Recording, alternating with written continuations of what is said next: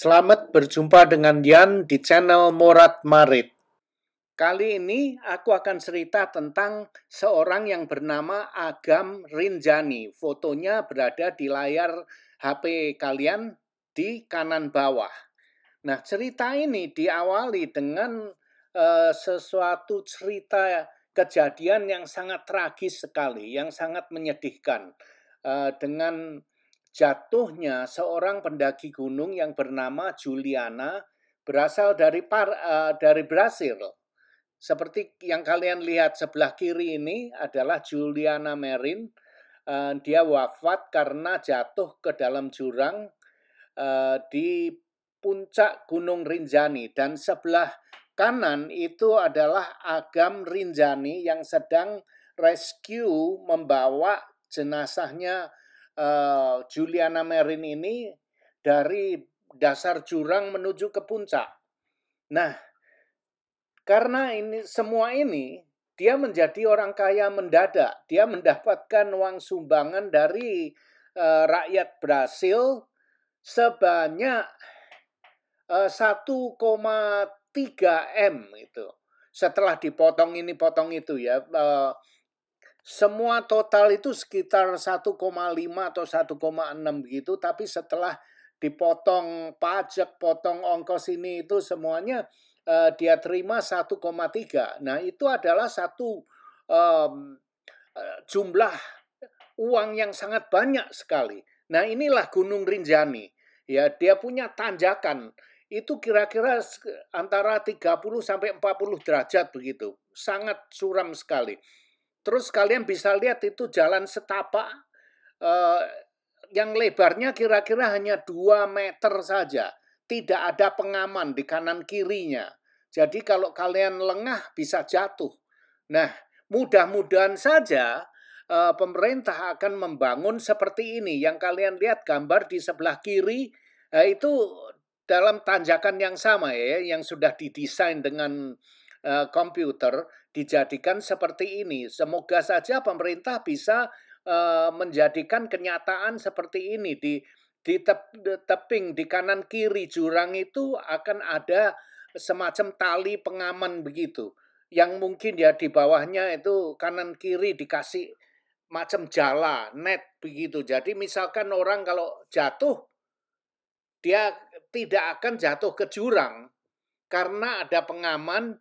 Terus ada jalannya, itu nggak ada jalannya ya, yang kalian lihat itu. Nanti kalau sudah dibikin, kalau dikasih jala itu lebih aman karena kalau orang jatuh tidak akan jatuh ke jurang. Jadi misalkan orang yang akan jalan naik ke atas pun dia juga bisa berpegangan di handrailnya itu. Semoga saja Gunung Rinjani akan menjadi satu tempat wisata dunia yang sangat aman bagi pencinta alam ya. Jadi orang naik ke sana tidak harus mengorbankan dirinya. Dan setelah kejadian Juliana ini masih ada kalau enggak 1 atau 2 orang lagi yang celaka, tapi tidak sampai meninggal. Coba lihat, ini adalah porter yang membawa barang-barang orang-orang yang mendaki gunung. Mereka ini adalah tulang punggungnya, adalah pahlawan yang membantu pencinta alam, daripada ya mereka membawa ranselnya sendiri, kan berat, naik ke atas mungkin tidak mungkin lah.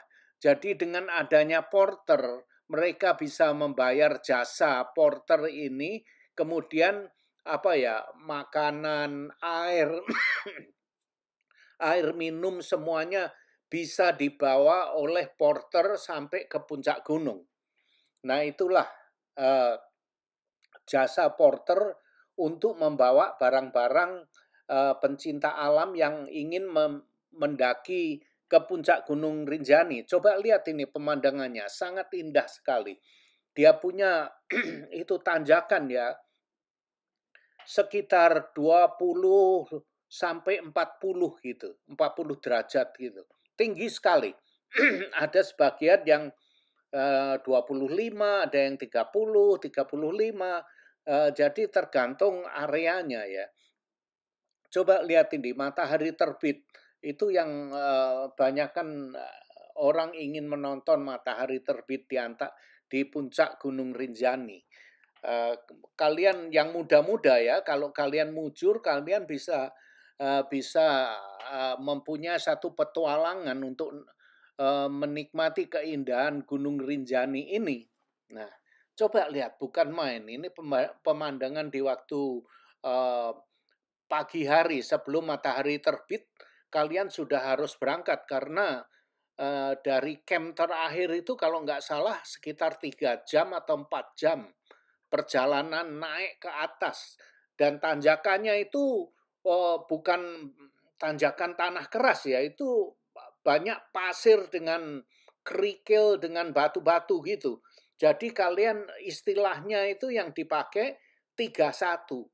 Dalam arti kata kalian jalan 3 langkah, kemudian merosotnya 1 langkah. Maka itu memakai istilah 31. Jadi berjalan 3 langkah, merosot 1 langkah. Nah itulah lucu ya. Tapi ya memang seperti itu kalau kalian berjalan di area yang penuh dengan pasir, dengan kerikil, merosot-merosot terus gitu. Coba lihat ini pemandangannya. Memang sangat indah sekali pemandangannya. Penuh dengan tantangan. Nah ini puncaknya. Seperti itu. Tapi ya seperti itulah. Sangat bahaya dan saya tidak mempunyai pengalaman untuk mendaki gunung ya. Menurut orang-orang yang berpengalaman, kalau kalian ingin mendaki Gunung Rinjani, ini bukan gunung untuk pemula. Jadi kalau sebelum kalian mendaki gunung, kalian harus olahraga, mempersiapkan fisik kalian itu harus kuat gitu. Nah, jadi jangan tanpa persiapan terus mau naik ke atas, jangan itu nanti akhirnya kalian bisa celaka. Banyak sekali yang celaka, ada kalau yang mujur itu paling hanya keseleo, ini patah itu gitu ya. Tapi yang banyak yang terjadi kecelakaan, masuk ke jurang, mampus, mati. Jadi memang indah pemandangannya, tapi perlu persiapan mental dan fisik yang benar-benar kuat. Walaupun ada banyak bantuannya ya. Kalian nanjak ke atas hanya badan kalian. Porternya yang akan membawakan barang kalian naik ke atas. Kelihatannya gampang, tapi walaupun kalian nggak bawa apa-apa, naik ke atas itu dalam kondisi seperti ini sangat-sangat sekali membahayakan dan perlu mental dan fisik yang kuat. Oke, kenapa saya memilih cerita ini? Karena gimana ya, pernah nggak kalian membayangkan melihat uang 1,3 M? Itu banyak loh. Dan kebanyakan orang-orang di Indonesia kerja seumur hidup tidak akan bisa melihat uang 1,3 M loh. Itu banyak sekali. Kalian kerja seumur hidup mungkin nggak bisa nyimpen segitu banyak loh. Ini serius sekali. Dan Agam tiba-tiba mendapatkan hadiah dari donasi dari rakyat Brasil karena menolong Juliana ini. Nah, maka itu saya pernah bilang di video aku yang lalu ya, uang itu bisa membawa kebahagiaan dan juga bisa membawa bencana seperti ini, dan bisa membawa drama yang nggak karu-karuan seperti apa yang dialami oleh Agam Rinjani ini. Dia mendapatkan hadiah uang segitu banyak ya, terus akhirnya banyak teman-teman yang ngiri. Teman-teman seperjuangan banyak yang mengiri, menuduh dia, oh dia ini apa ya, mempergunakan kesempatan ini untuk memperkaya dirinya, untuk menjadi tenar. Banyak sekali tuduhan-tuduhan seperti itu ya. Sangat-sangat menyedihkan, dan banyak anggota DPR juga yang sedikit kurang senang atau kebakaran jenggot, mengatakan dengan adanya Agam ini Seolah-olah agam ini dia mempermalukan atau menghina kewibawaan pemerintah, menghina kewibawaan pejabat, menghina kewibawaan pemimpin SAR misalkan. Nah, seperti itu tuduhannya. Saya sangat melihat dia senang, saya bangga karena dia anak bangsa Indonesia yang mendapat penghargaan menjadi tenar tiba-tiba ya. Saya senang dan ikut senang melihat Agam Rinjani ini. Tapi di sisi lain saya juga merasa sedih melihat kecaman-kecaman dari bangsa kita sendiri. Nah, itu celakanya. Dituduh ini itu, tapi kebanyakan dari mereka itu ngeyel, tidak melihat interview seutuhnya gitu ya. Padahal saya melihat interview yang ada di Deddy Corbuzier itu dia cerita semuanya, dia malahan tidak tahu mulanya, dia itu tidak menyadari ada orang yang menggalang dana. Mengumpulkan uang donasi untuk dirinya. Dia nggak tahu itu mulanya. Kalian bisa ikuti sendiri, nanti aku cantumkan link-linknya ada di situ ya. Kalau kalian tonton yang interviewnya yang di tempatnya Deddy Corbuzier itu, tonton sampai habis, kalian bisa mengerti. Dan Agam dia tidak ingin mengambil semua uangnya untuk dirinya, tidak. Di dalam interview itu dia akan memberi teman-temannya yang terlibat itu ya. Terus kemudian dia ingin membeli alat-alat untuk rescue. Uangnya akan digunakan untuk itu. Kalau ada lebihnya, uangnya akan dibelikan bibit pohon untuk ditanam di Gunung Rinjani. Nah, itu yang dia katakan semua itu di sana. Tapi ada yang menuduh bahwa dia itu memperkaya untuk dirinya sendiri. Kenapa pakai uang donasinya pakai nama dia? Ya kalau nggak ada namanya ya nggak akan bisa terjadi.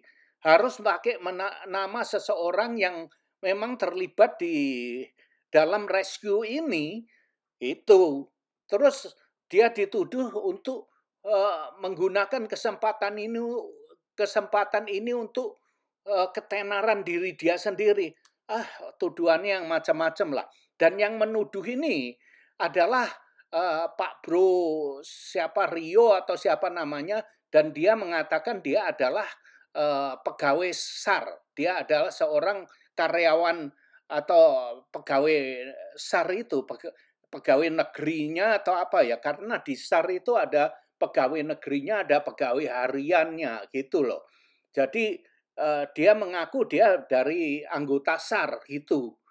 Di interview dengan Tribun, majalah Tribun atau apa gitu dari Sumatera, salah satu Tribun dari Sumatera, nanti saya cantumkan di sini ya. Kalian bisa baca sendiri lah apa yang dia katakan di situ. Dia bilang, oh Agam sekarang tenar. Dia kira dia jadi hero atau apa ya. Dia katakan Agam itu tidak akan bisa bekerja sendirian. Kalau tidak dengan kami dia nggak akan bisa menolong sendirian. Nah, yang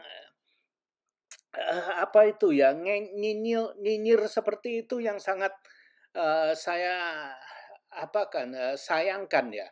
Sangat sedih sekali melihat hal seperti ini. Dia punya mentalnya negatif terus, apalagi kalau sudah melihat uang ya, berbau duit gitu ya. Jadi udahlah macam-macam. Nah, itulah kenapa saya ingin membicarakan tentang Agam ini ya seperti itu. Saya merasa kasihan atau merasa saya sayangkan, sangat menyedihkan melihat hal ini terjadi ya. Padahal seharusnya ya kita harus bangga dengan diri sosok seorang Agam ini. Dia anak negara, anak bangsa yang bisa tenar. Nah, kenapa? Yang lain pun mempunyai kesempatan yang sama, tapi kenapa Agam? Nah, itu di luar kontrol dari manusia. Nah, itulah mungkin karena Agam punya bintang, nasibnya itu sedang terang, bintang dia itu sedang terang, maka itu dia yang tenar. Nah, sebagai contoh lagi, suatu dia turun rescue itu ya, ada 7 orang yang turun ke bawah. Terus kemudian 3 orang berhenti di ketinggian berapa itu, 400 meter atau apa, standby di sana untuk menarik ke atas ya. Terus kemudian yang ke bawah itu ada 4 orang sampai ke dasar dekat dengan jenazahnya itu, jenazah Juliana itu sekitar 3 meter gitu. Mereka bermalam di situ. Ada 4 orang yang turun sampai ke dasarnya ya. Mereka sampai tidur bermalam di sana. Nah, keesokan harinya mereka ambil jenazahnya si korban untuk dibawa ke atas kan. Nah, di situ ada 4 orang. 2 orang adalah anggota SAR. Kemudian yang 2 orang adalah anggota sukarela yang kalau nggak salah namanya Rinjani Squad gitu. Nah, itulah yang satunya adalah Agam. Agam dia adalah tim sukarela. Itu dengan 1 orang lagi kalau nggak salah itu Pak Brotio gitu. Terus kemudian ada 2 lagi orang SAR. Itu dia adalah pegawai SAR, adalah anggota SAR. SAR itu adalah Search and Rescue. Adalah apa ya, semacam satu badan pemerintah dari Barsanas kalau bahasa Indonesianya ya. Barsanas, kalau bahasa internasionalnya itu SAR gitu. Nah, mereka berempat, ada yang 2 itu pegawai SAR. Nah, mereka berempat yang ada di dasar itu mempunyai kesempatan yang sama, mempunyai hak yang sama. Nah, tapi kenapa Adam yang turun? Sedangkan kedua pegawai SAR itu dia adalah badan yang sah dari SAR, dari Barsanas. Dia mempunyai kesempatan yang sama. Kenapa dia tidak memilih untuk turun ke bawah merescue jenazah itu?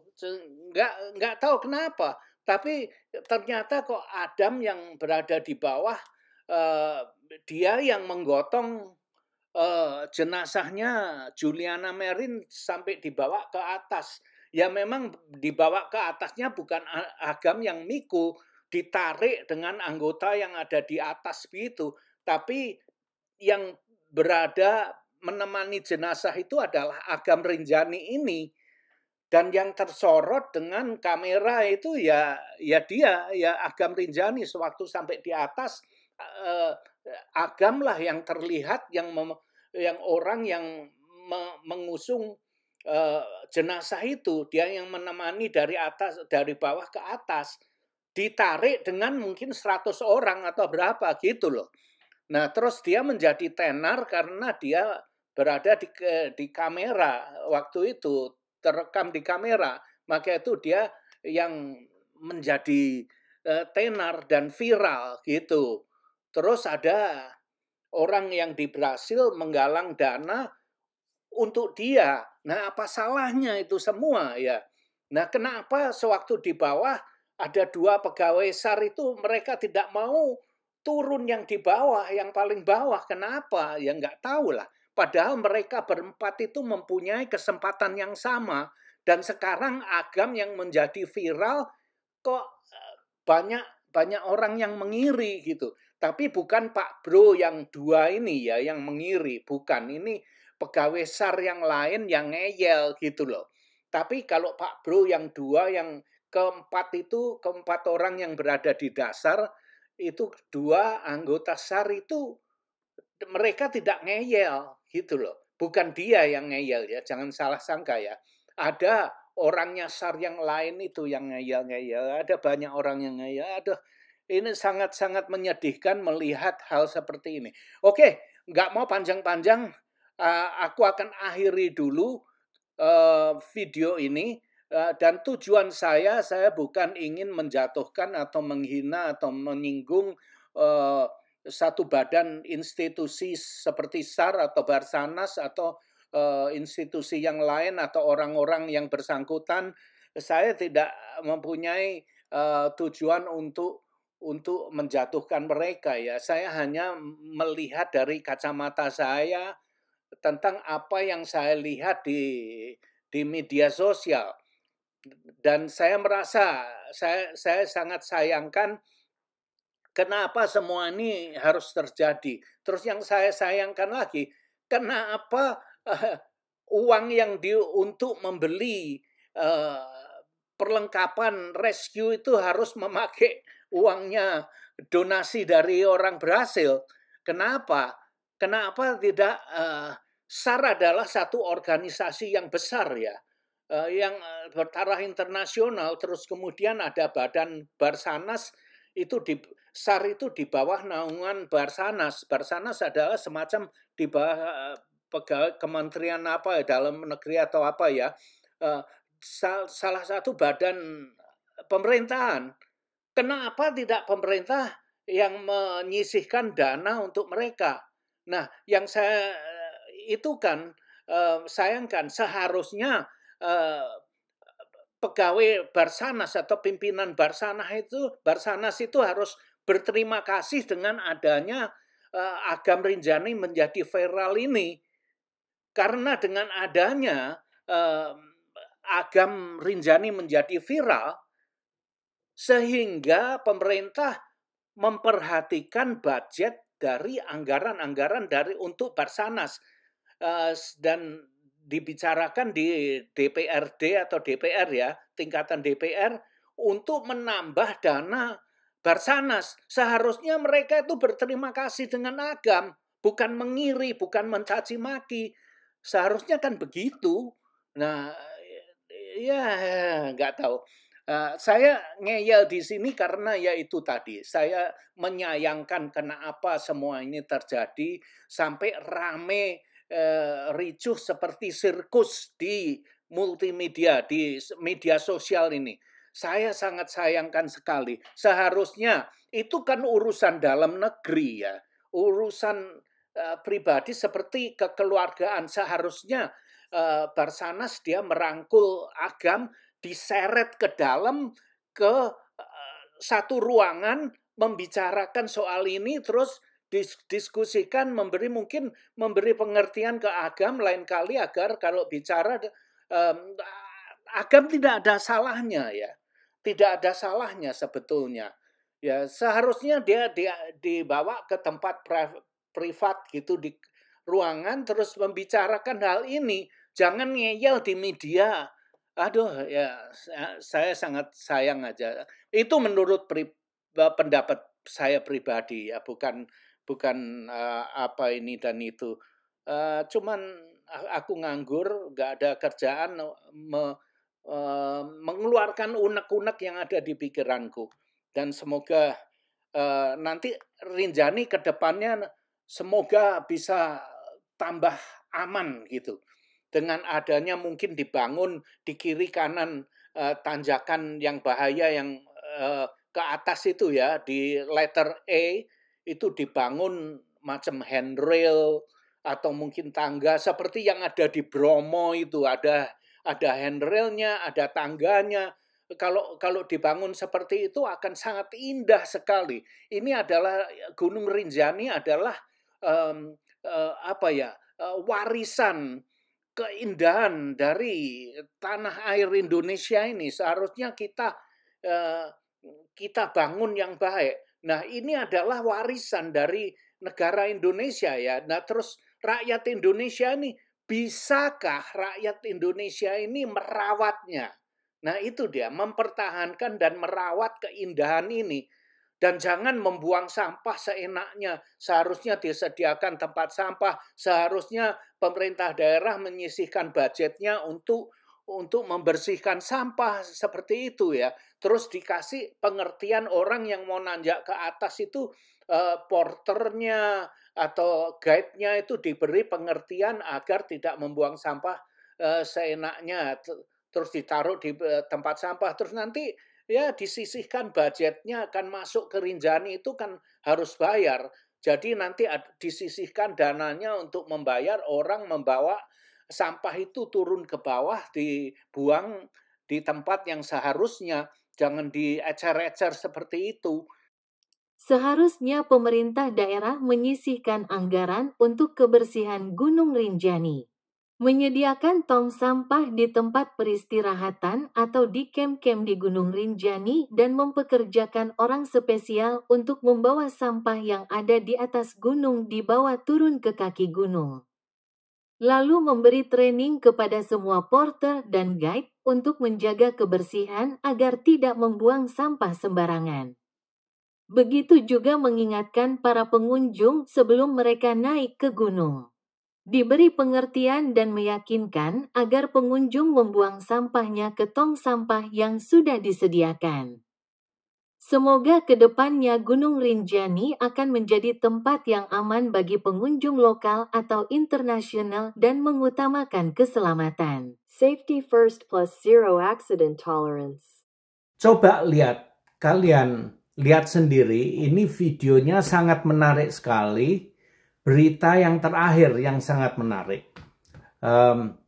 Ada berita yang mengatakan Pak Bro Agam ini akan ke Brasil. Sangat menarik. Terus ada juga yang mengabarkan Pak Bro Agam akan menikah di puncak Gunung Rinjani.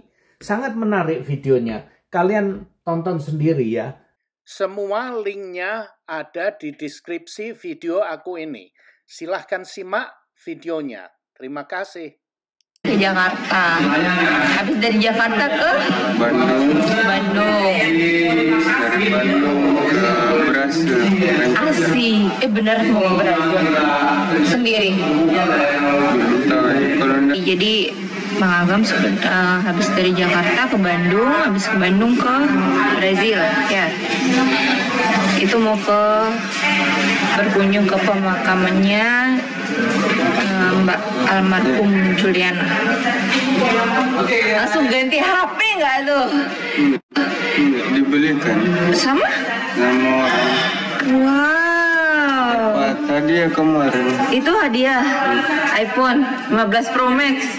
Gila, mau dong 16 langsung nih. Terima kasih sudah nonton video ini dan jangan lupa like, comment, share, dan subscribe. Adios, my friend.